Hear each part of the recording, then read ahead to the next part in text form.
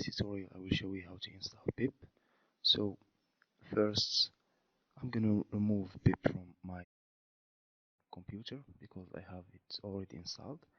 So I go to Python installation folder, search for pip, and I will remove it. You can see that now if I search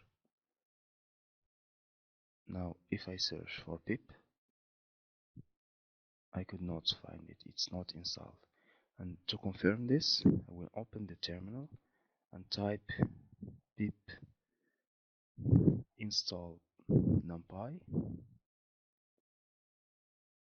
and it should not work.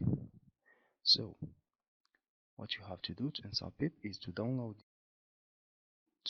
this file from this website and save it. Then you will find it in your downloads folder. So open the terminal and you have to accede to your downloads folder and run that file. So type python git pip.py. This should install pip in your Windows computer. So after pip is installed, you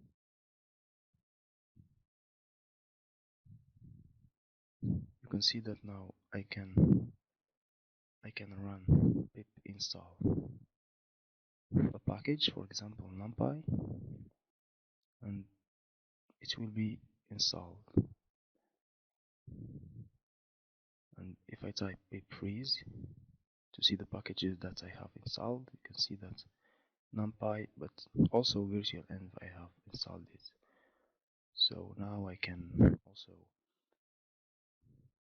write some Python code, import numpy library, and do some math with it. So that's it. Thank you for watching. Happy coding.